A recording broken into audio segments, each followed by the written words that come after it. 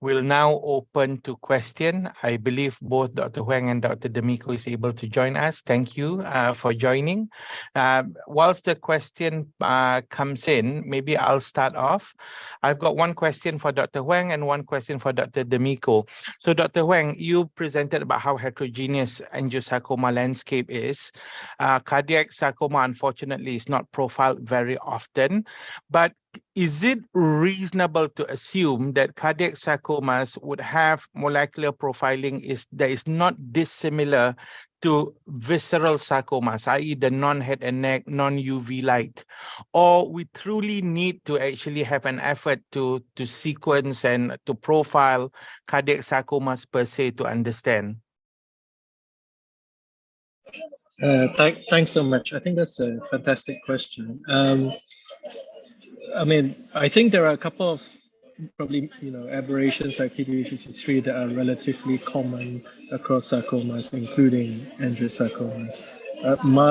And as you alluded to, there are, I guess, so few cases that have been sequenced. I mean, we're really talking about a handful of cases of cardiac angiosarcomas being sequenced. So I would caution against, I guess, lumping them together at this point until we get more evidence. So my gut feeling is it's probably a good idea to try and sequence cardiac sarcomas and then compare them with other visceral sites like liver, and actually do the comparison.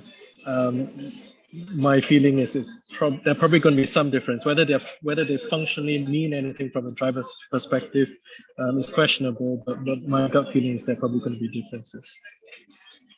Excellent. So my question to Dr. Demicco is a bit twofold.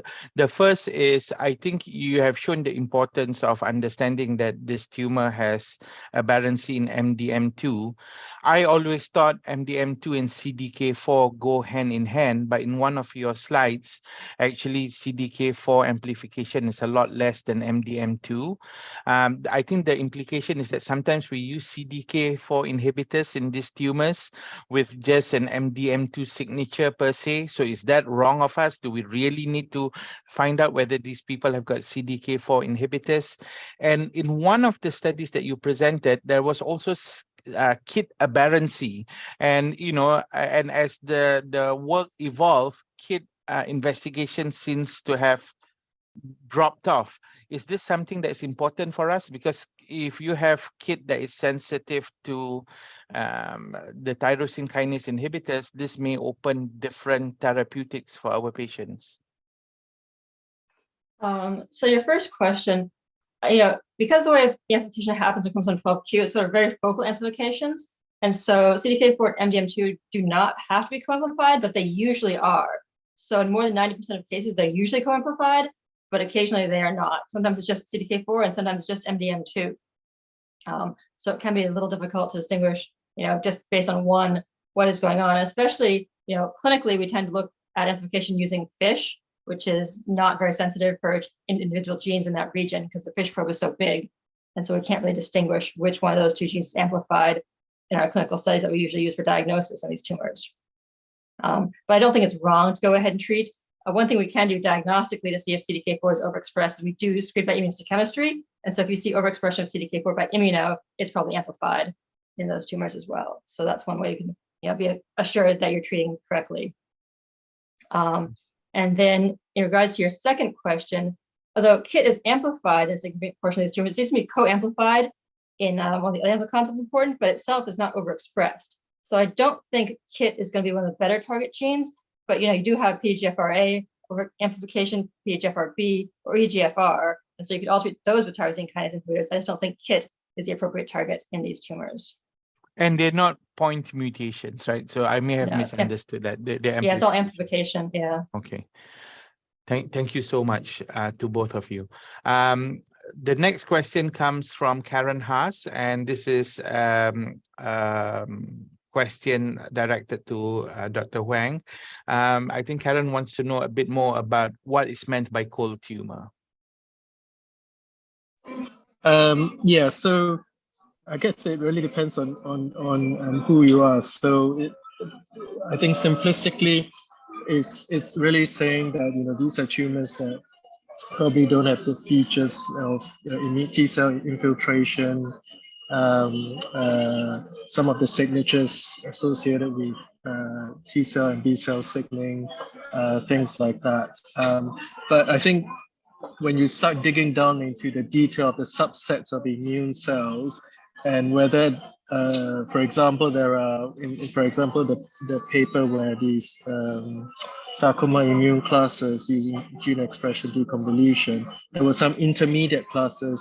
So you have the very hot tumors and you have the immune desert tumors, but there are also intermediate clusters where there are, some immune cell types that are estimated to be high and some cell types to be low. So I think if they're on either extreme, so the immune deserts and the immune hot, immune desert or immune cold, and then on the other end is the immune hot, it's pretty clear cut. But the intermediate cases where you have some subsets of cells which are up or down regulated, I think it's a bit harder to say whether it's an immune cold or immune hot tumor, because then it's talking about whether you have, for example, T regulatory cells and things like that, which may have opposing effects to immune suppression and things like that. So I think I would say the two extremes is pretty clear cut, but the intermediate cases is a bit up in the air in terms of our understanding of immunobiology.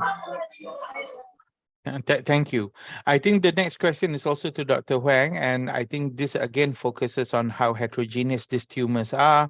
In your review and in your body of work, are you aware of any work in the markers of what happens to primary sites versus metastatic deposits?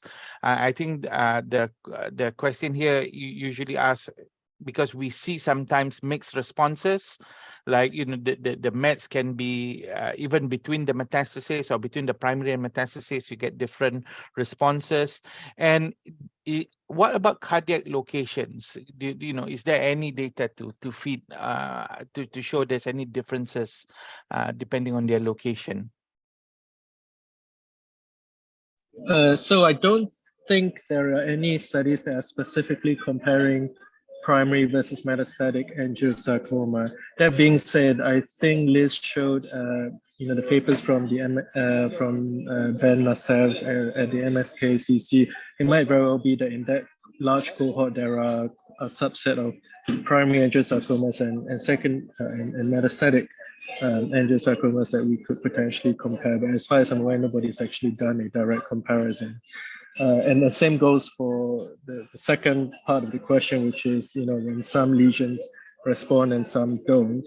Nobody's, I think, actually looked at it. I think part of it is probably a tissue sampling challenge.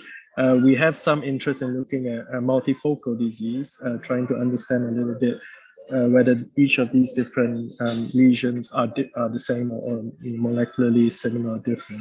And to the last part of the question, right versus the rest of the heart, I think we're struggling already trying to find data for cardiac angiosarcoma cases. I think it would be a beautiful opportunity to collaborate internationally to collect samples, actually address those sorts of questions. But at the moment, there's the data is so scarce. I think it would be difficult to state anything that you're definitely going to have these aberrations and right versus the rest. We just don't have the data. Okay, the next, thank you. The next question is for Dr. Demicco. Very impressive complexity of the disease that you have presented. Are normal hearts or intimas just as heterogeneous, or is it just the malignancies? Do we have any data to compare to? Well, not on the genomic side, but in terms of like transcriptomics and translational changes in the heart, there is a lot of heterogeneity depending on things like atherosclerosis and kind of cardiac disease that affects the regulation of the cells and the composition of the endocardium, and also like the vascular intima as well. There's a lot of changes in the underlying cells due to inflammation that can possibly affect their stress levels, oxidative stress, and that might actually cause some mutations that lead to the sarcomas. But not a lot is known about the genomics of the heart in terms of that. But in terms of cell type and expression profiles, that there's a lot of differences between normal and disease states.